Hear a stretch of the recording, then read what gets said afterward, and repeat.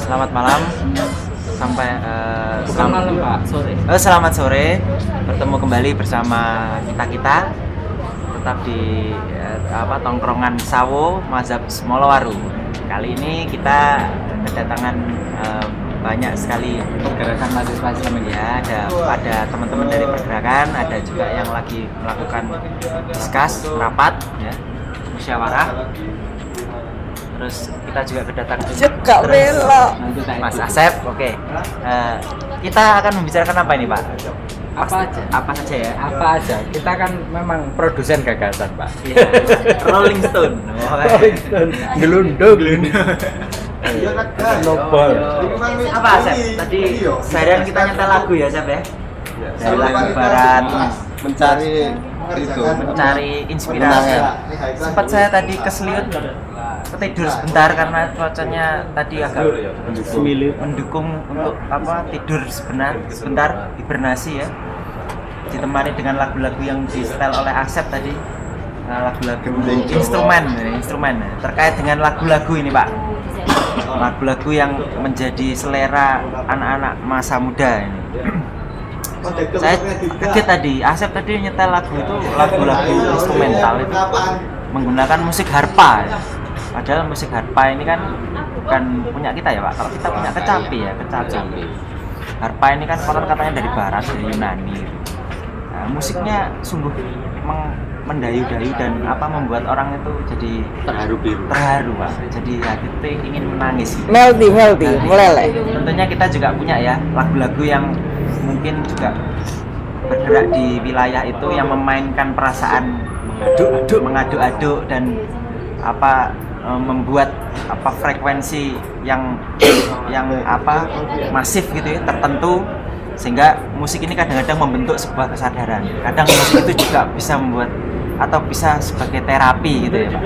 Nah, terkait ini semua saya ingin ke Pak Didin. Kalau Pak Didin pasti punya selera musik. Saya juga sering mendengar Pak Didin ini mendapatkan banyak inspirasi puisinya ketika mendengarkan gending-gending Jawa.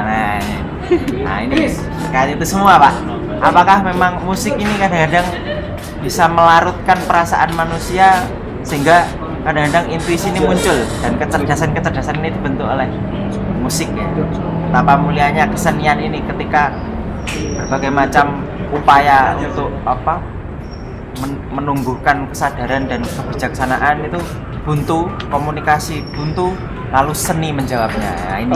Mantap. Pak Didin. Iya, kalau ditanya mengapa musik itu selalu connect dengan situasi kebatinan setiap manusia dimanapun dia berada, bahkan orang gila sekalipun itu nyambung kalau dengan musik. Ini tidak lain adalah bahasa natural, bahasa universal. Bahasa universal yang dikenal oleh manusia itu kalau tidak keliru ada 3: tangis, tawa, dan juga bebunyian yang tidak perlu dicari konsonan dan vokalnya, tidak perlu dicari. Cetok kan maksudnya konsonan dan vokal yang dibesarkan terminologi kata atau apa gitu. Nah, oleh karena bahasa yang dikenal manusia ada 3 semacam ini, maka yang tidak lahir dari manusia adalah musik itu. Kalau orang gembira jelas tertawa, orang bersedih jelas bahasanya adalah tangis. Orang Inggris ketemu dengan orang Nairobi cukup dengan tertawa, nyambung Pak frekuensi. Saya tertawa meskipun Anda tidak kenal bahasa saya, Anda ikut tertawa. Jadi ada kesamaan ini bahasa di wilayah itu. Inilah yang disebut bahasa universal. Tidak kenal etnis, tidak kenal bangsa manapun. Pun demikian dengan kesedihan. Di mana ada orang menangis, kita ikut larut, lalu juga ikut meneteskan air mata. Sama-sama menangis. Melo, miau, galau. Tapi Pak Didin matanya berbinar-binar tapi agak bahasa itu apakah menunjukkan tangis dan tawa itu Pak? Nah, ada bahasa itu yang lahir dari ekspresi, menjawab tadi ya, mimik, ada yang lahir dari gestur, Pak. Tapi kita tidak membahas itu, yang kita bahas tadi kan musik. Nah, musik yang keluar dari manusia disebut vokal, A, I, U, E, O itu ya. Tetapi kenapa ini tidak disebut musik ya? Karena keluar dari manusia, karenanya disebut vokal. Tetapi musik yang keluar dari alat di luar manusia inilah yang kita katakan musik. Artinya butuh instrumen. Nah, kapan musik itu lahir? Saya punya hipotesis, meskipun sejarah tidak pernah menuliskan. Awak dhewe kan produksi gagasan, Pak. Ya tak gagas ini. Jadi kita hipotesiskan aja begini dan mudah-mudahan yang lain sepakat. Awal manusia itu menemukan musik ini secara tidak sengaja. Mungkin saja sebuah cabang ranting, cabang ketemu cabang, kena terpaan angin lalu kemudian bergesekan, timbul bebunyian ngaki-ngekok gitu. Mungkin itu. Atau mungkin tidak sengaja ada bebatuan yang kena pukul mengeluarkan bunyi.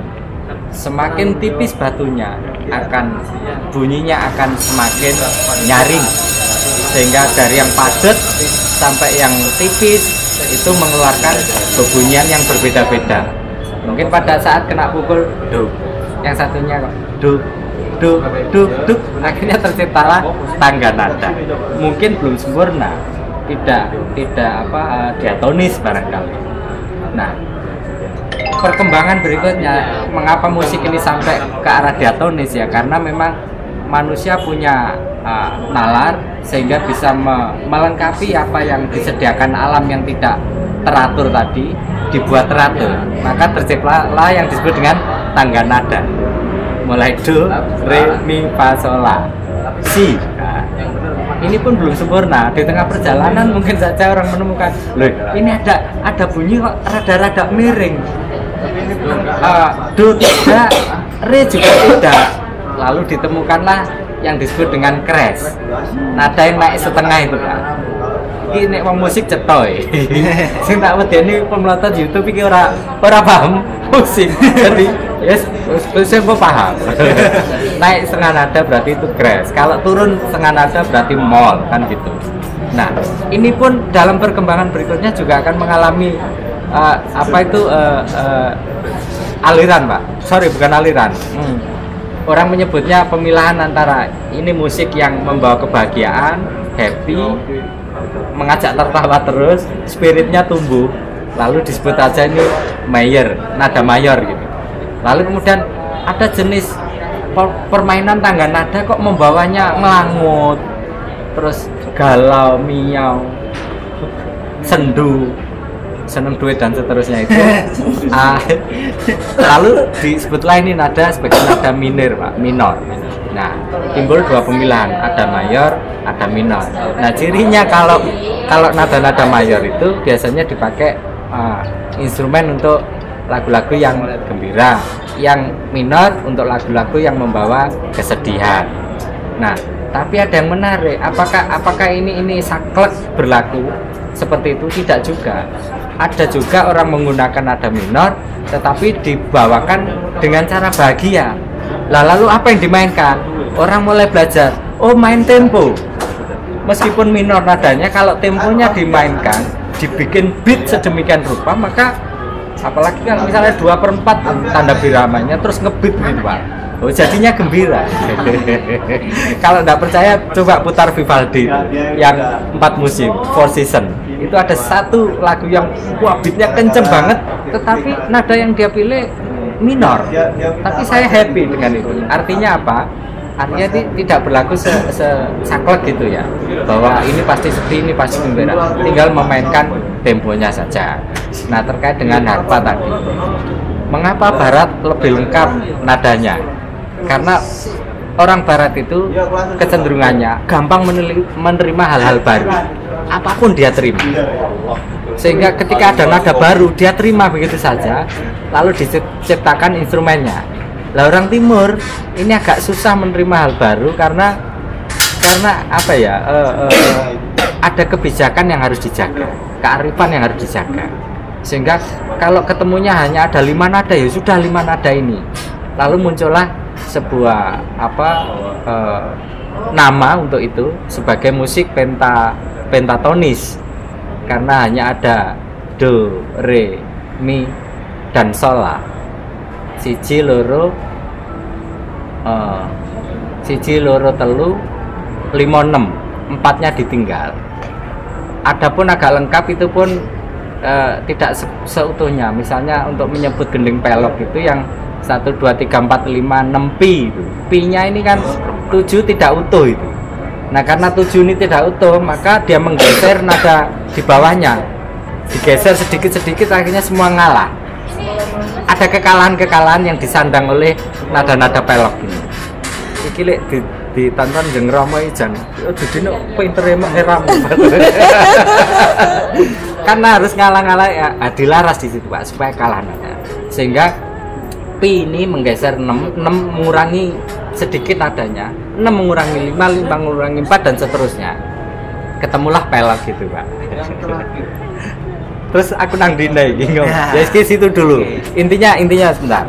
Intinya mengapa musik ini bisa diterima oleh semua bangsa apapun di dunia? Karena musik adalah bahasa universal ketiga setelah tawa dan tangis. Itu saja.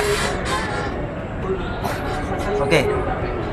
Menarik sekali ya, sudah kita mendapatkan banyak sekali pengetahuan dari Pak Didin, tentunya terkait dengan maestro ya, tentunya terkait dengan dunia seni. Saya jadi teringat apa tesisnya Gadamer itu Hans Georg Gadamer Gadamer. Nah itu kalau mau mengukur tinggi rendahnya sebuah peradaban itu, ukurlah mutu dari karya seninya, atau sebaliknya bisa dibalik bahwa citra karya seni itu merepresentasikan cerminan dari mutu juga sebuah peradaban bangsa. Kalau kita melirik misalnya lagu-lagu kebangsaan yang ada di berbagai negara, misalnya di Indonesia, tentunya kita pasti langsung setuju bahwa ini adalah lagu yang tujuannya adalah membakar semangat rakyat Indonesia untuk kemudian terus memperjuangkan mengupayakan ya kesejahteraan dan kemerdekaan dan kebebasan yang seutuhnya bagi seluruh bangsa Indonesia. Ini terus kemudian kalau kita melirik ke misalnya di negara-negara yang justru menggunakan nada-nada minor, misalnya seperti Inggris mungkin kalau saya merasa itu kok nadanya agak sedikit minor. Itu kok bisa lagu kebangsaan agak minor, itu tentunya pasti ada semangat tertentu yang mewakili sebuah bangsa. Nah ini musik ini kalau memang benar-benar bertujuan untuk mewakili seluruh perasaan masyarakat, seluruh perasaan umat ya manusia, tentunya lagu kebangsaan ini tentunya memiliki tujuan tertentu, sehingga pesan-pesan yang diberikan oleh lagu kebangsaan ini tentunya harus selalu menjadi pangiling-iling ya, pengingat bahwasanya kita berada pada jalur yang masih pada titik perjuangan gitu ya, kalau kita melihat konteks lagu Indonesia Raya seperti itu. Nah terkait itu semua itu saya setuju Pak, ada memang nada-nada yang tidak ganep satu, beda sama yang di barat itu nada-nadanya kan tegas ya Pak, 1,5 gitu ya, tapi ada yang kayak selendro itu justru nggak ganep gitu. Nah ini akurasi terhadap membidik perasaan setiap pendengar tentunya semakin bervariasi. Nah ini tentunya menarik kalau kita melihat suasana kebatinan rakyat Indonesia mungkin lebih kaya. Suasana kebatinan orang-orang timur ini lebih kaya daripada suasana kebatinan orang barat yang tegas gitu ya. Des ngek. Ada ngeknya kayak gitu. Nah ini tentunya menjadi pengalaman tersendiri bagi setiap bangsa. Nah kalau Mas Asep sendiri mungkin ini kan juga sebagai anak muda, apakah memiliki kepekaan seperti itu? Saya kira kita patut ya untuk menggali generasi seperti Mas Asep. Oh ya, terima kasih. Saya delai korek gak tembok-tembok. Jadi menanggapi dari apa ya, pernyataan dari Pak Lukman ini ya memang orang timur dengan orang barat ini berbeda untuk memaknai sebuah aliran musik ya, karena yang sudah dicontohkan oleh Pak Lukman ini tadi, karena orang barat ini orangnya tipe-tipe orang yang apa ya, tegas, terus orang timur ini orangnya lembek tapi luas ya, mungkin ini akan menciptakan aliran musik yang berbeda-beda. Nah, contohnya saja yang ada di negara timuran, khususnya di Indonesia, ini juga banyak aliran musik yang sangat banyak, dan ini mayoritas alirannya sangat-sangat melo gitu. Ya, bukan sangat-sangat melo, memang melo gitu loh. Dari yang larinya ke percintaan, yang larinya itu ke hal-hal yang berduka cita, ya nggak apa-apa. Itu menurut yang membuat lagu atau musisinya ya itu sesuai dengan unek-unek hatinya, mungkin seperti itu. Untuk saya sendiri menikmati lagu itu, menikmati musik itu memang karena musik ini sebagai apa ya, pelampiasan. Ya menurut Pak Didin kan tadi seperti bahasa kan ada ungkapan dari tawa, terus mimik dan gerak tuh pula apa tadi, dan ya saya mengungkapkan bahasa itu ya juga melalui suara atau melihat musik itu tadi. Jadi pelampiasan yang sebenarnya untuk bisa saya realisasikan itu dengan mendengarkan musik. Nah, sejatinya mendengarkan musik bagi saya itu biasanya orang-orang tua di sekitar saya itu mendengar biasanya orang gending-gending Jawa, terus pengaji sholawatan. Tapi untuk saya sendiri, meskipun di keluarga atau di lingkungan sekitar saya itu alirannya seperti itu, saya memiliki aliran yang berbeda gitu. Aliran saya ini adalah aliran apa ya judulnya ya? Bukan surrealis lah. Iku rokokku surrealis, surya soalnya. Enggak, maksudnya musikku ini musik kontemporer, karena percampuran antara anak muda, dari percampuran dari dangdut, dari rap dari apa ya istilahnya, campur aduk lah istilahnya. Yang saya suka itu. Jadi dengan campur aduknya instrumen yang berbeda-beda inilah yang memberikan nuansa baru bagi saya untuk menikmati lagu-lagu yang berjenis koplo seperti itu. Ya koplo lah, saya menikmati koplo. Pantura masalahnya ya. Apalagi via valet. Podo. Kok ya wis ndek anak ngono. Kurang setting nek ora via valet radoyan ya. Seperti itulah. Untuk selebihnya mungkin bisa dilanjutkan Pak Didin. Oke. Saya melanjutkan narasi dari Asep tadi. Sekaligus Pak Lukman ya. Ini unik ya. Mengapa Indonesia punya lagu kebangsaan? Indonesia Raya itu Mars ya. Terus nada yang dia pilih kan mayor. Ini tapi baru kecurigaan, Pak. Saya curiga bahwa Wage Rudolf Supratman ini dudu wong ngisoran, Pak. Gak cekelane biola. Mohon maaf, instrumen atau alat musik itu juga menunjukkan kasta atau stratum sosial. Orang kalau bisa main harpa, bisa main piano, bisa main biola, wis cetha nek kuwi wong sugih, golongan priayi wae, Pak. Pangkreh Projo wae. Pangkreh Projo. Aku iso kabeh kuwi, Pak. Berarti ternyata itu tidak betul. Saya dari kalangan bawah. Kasta bawahnya sudra itu apa? Paria. Paria ning sombong kan ora apa-apa to, Pak. Enggak apa-apa, Pak. Wong aku kok. Nah, lalu kemudian bagaimana dengan Rusia atau bekas Uni Soviet yang kita tahu revolusi Bolshevik yang berdetak-detak, yang berkobar-kobar, bahkan berdarah-darah itu. Lah, begitu menciptakan lagu kebangsaan ya melo banget, Pak. Lagu yang dia pilih lagu minor. Lale la la la la la la. Iya, saya ingat lagunya. Agak minor, Pak. Itu malah pernah dibuat reggae, Pak. Seperti itulah lah, Pak.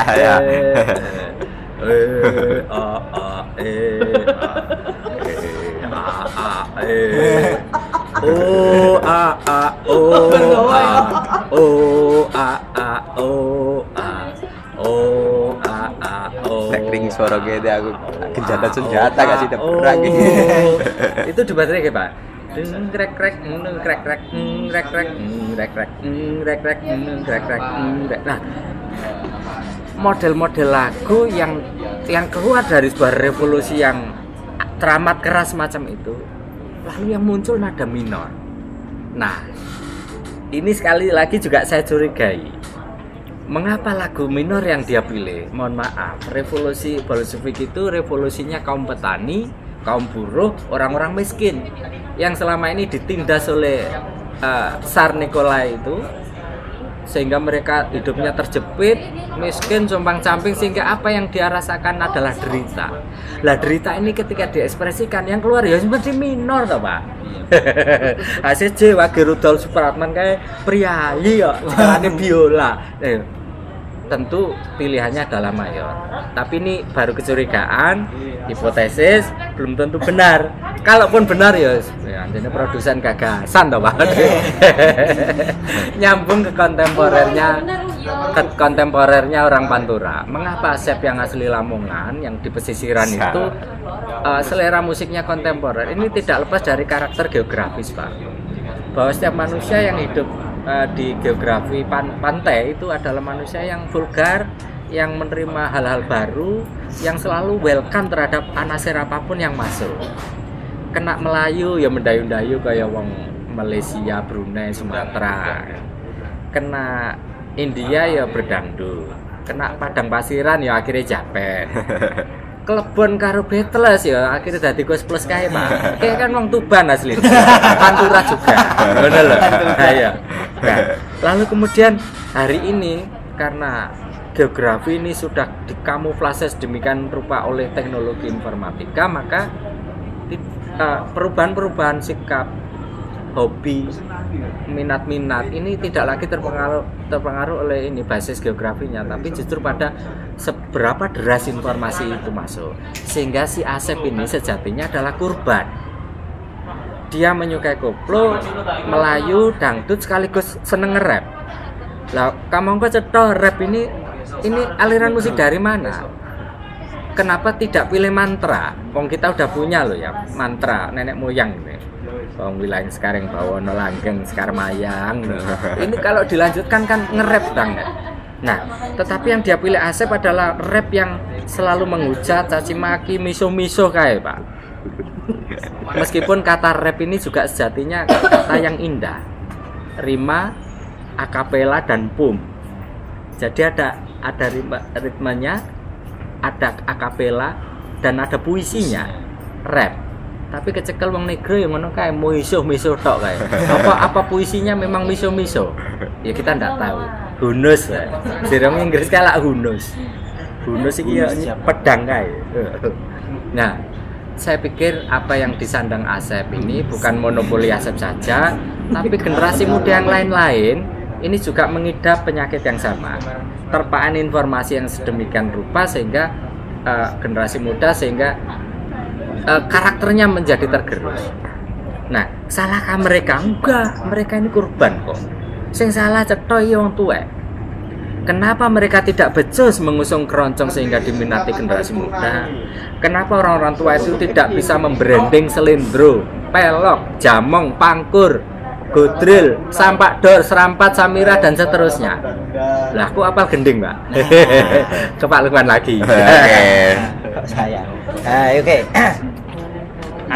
Ya.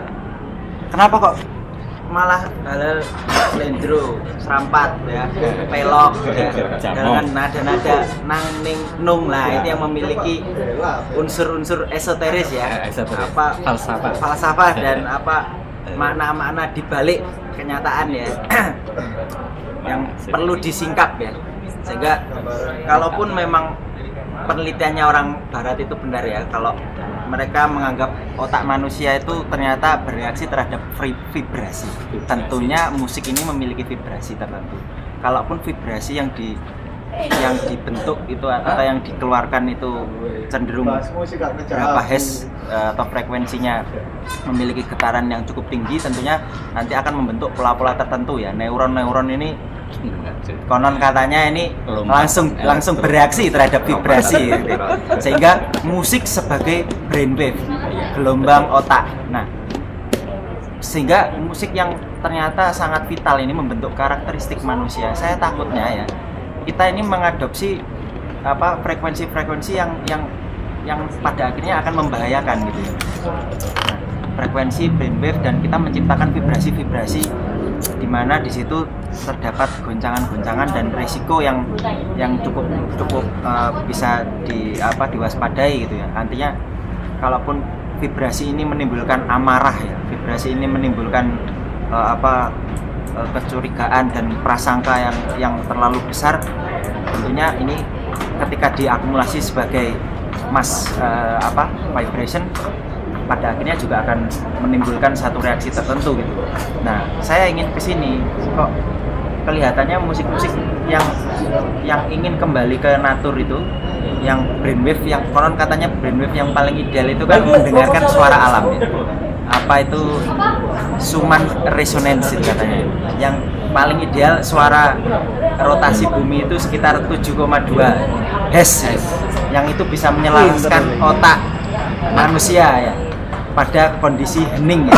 Kalau konon katanya di Nangning Nung itu bisa mencapai kondisi nung dunung ya, mendapatkan inspirasi, pewahyuan, intuisi dan lain sebagainya itu. Sehingga kalaupun nanti bangsa Indonesia ini kering akan adanya inspirasi dan pewahyuan, ya salahkan pada selera musiknya gitu. Yang sudah mulai adaptif terhadap musik-musik yang terlanjur keras itu tadi, sehingga mereka kita kesulitan untuk kemudian menyelaraskan terhadap frekuensi alam itu sendiri. Nah, saya suka itu mendengarkan suara-suara alam yang seperti kicau burung atau suara-suara ini sawah-sawah itu ya. Suara-suara yang natural itu, yang sangat misalkan di kebun atau di hutan. Nah, suara-suara yang memang benar-benar kita tidak hanya mendengar lewat telinga, tapi benar-benar lewat hati, sehingga hati yang tersentuh. Nah, itu mungkin yang saya ingin soroti. Takutnya musik ini membentuk vibrasi yang barangkali juga akan membahayakan. Kalau saya itu Pak, terkait dengan musik sebagai vibrasi, sebagai getaran. Mungkin ke Pak Didin gitu. Apakah memang Jawa ini konon katanya sudah hilang Jawane ya, ketika sudah mulai ya katanya adaptif terhadap musik-musik yang lain, sehingga sulit mendapatkan pewahyuan. Nalindra. Padahal Sunan Bonang udah mengajarkan. Pinanjita sinisian Wahyu. Satrio sinisian Wahyu. Pinanjita bisa. Jan Edan ya. Begini Pak, soal kenapa Pulung hari ini begitu sulit mijil ya? Loh, nang gendingne tau mijil. Kenapa Pulung ini sulit untuk mijil? Ini yang dinarasikan oleh Pak Lukman ini. Oh, maaf, bukan narasi. Kalimat-kalimat sedasat itu saya keberatan kalau hanya disebut narasi. Itu meta narasi, Pak. Meta narasi. Apa itu? Melampaui batas-batas frekuensi manapun. Apa itu meta, Pak? Kae sengko cetone. Ya tak cetai dhewe. Iki wong ngecepret durung karon bener lho, saya mbok tenani lho nyapo. Nah, kenapa pewahyuan ini sulit muncul? Pulung-pulung itu kalau zaman saya kecil, pulung-pulung itu pateng cemelorot, Pak. Mijil ya tengah wengi. Ini serwengi mijil kuwi pulung-pulung kae. Tapi hari ini kenapa sulit? Ketika pasar mulai rame, bukan sebaliknya kan, pasar hilang kumambangi watu hitam dan seterusnya, itu berarti mulai ada perubahan zaman. Kumambangi watu ireng maksudnya munculnya candi-candi kan lho Pak. Oh iya. Ah, iku gambar teko aku biyen. Tapi caca kae ra cetok. Kumambangi watu ireng kae. Lalu ilange kumandange pasar iki ilang. Kenapa? Karena diganti online shop.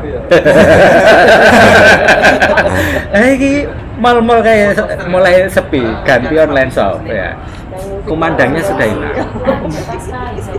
Dan bukan hanya itu, cahaya-cahaya yang azali juga kehilangan pamor karena ada PLN. Terus terang, PLN terang terus. Ini ngilangi cahyoning cemlorot kan. Pun demikian dengan bebunyian yang Anda sebut sebagai brainwave yang lahir dari musik alam. Itu juga mulai tergerus oleh bebunyian yang diciptakan oleh teknologi. Kita bayangkan saja, orang yang mengatakan aku kesepian, sing sepi blandi. Ini berapa hes? Andaikan gendang telinga ini bukan ciptaan Tuhan, tuku ning toko no, paling jebal-jebol. Karena yang namanya kendaraan bermotor, kemudian namanya pabrik, ini 24 jam non-stop mencemari gendang telinga kita. Cuman kita tidak sadar. Yang kita sadari kan radius berapa meter frekuensi kita terima. Tapi sejatinya ini luar biasa frekuensinya, Pak. Ingat loh, kita punya batasan bahwa gendang telinga manusia itu hanya bisa menangkap 20 Hz sampai 20.000 MHz. Ini saja yang bisa kita terima. Yang di bawah 20 Hz berarti itu adalah infrasonik. Hanya kolbu, Pak, yang mampu menangkap itu. Pomo supranatural kayak sebelah kiri. Nah, yang di atas 20 MHz berarti adalah ultrasonik. Hanya serangga-serangga, tikus-tikus kayak lumba-lumba yang mampu menangkap itu. Kita tidak mampu. Nah, mengapa hal-hal yang sifatnya alamiah ini menjadi tidak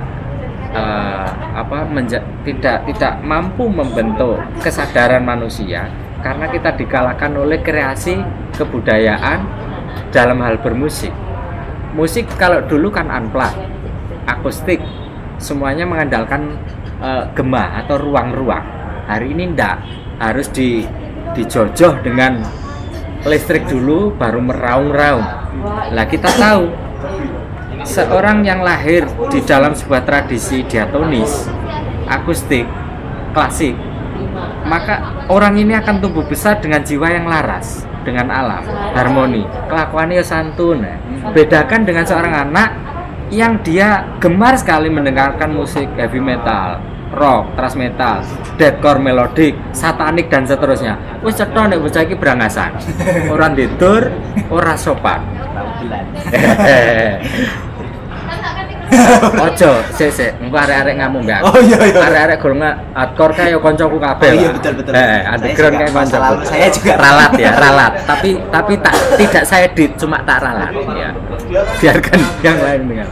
Nah, kita akan kesulitan kalau kita mau mengembalikan ke ruh bermusik seperti nenek moyang.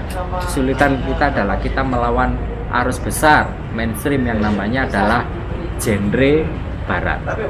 Apakah reggae, apakah hardcore, ataukah underground, atau cerobong-cerobong pabrik knalpot ini sulit untuk kita bendung. Hanya orang-orang yang mau menempikan dirinya secara fisik maupun secara rohani yang bisa membendungnya.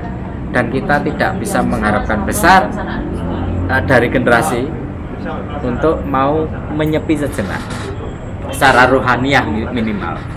Dan topo yang rame kayak aku tak topo sih supaya nang ning nung uninang ananing uninung kan ya. Jadi itu Sunan Bonang kalau tidak salah itu penemu bonang barung bonang penerus itu. Padahal kayak orang Jawa loh Pak. Bonang ini jelas Cina loh Pak. Neng luwih cetha urusan ini ketimbang awak dhewe sing asli ngaku-ngaku wong Nusantara. Nah, wong Nusantara saiki wis padha ngejazz. Gesek piringan. Wes nanti naik vibrasi. Sudah vibrasi artinya frekuensi Mas Asep, getarannya. Jadi itu berpengaruh pada kejiwaan, situasi kebatinan individu. Kenapa Asep agak sulit melaras diri? Karena vibrasi yang Asep terima adalah pantura itu ya, koplo, lalu rap itu yang sebenarnya agak mencemari Anda. Tidak berarti saya benci rap dan koplo, tidak ya. ini ngomong soal situasi kebatinan. Saya pikir itu berapa menit? Berapa menit? Kalimat. Atau mau di Kalimat. tambah atau di closing? Tambah aja. 30. Berapa menit? Sudah 35. Iya wes, closing.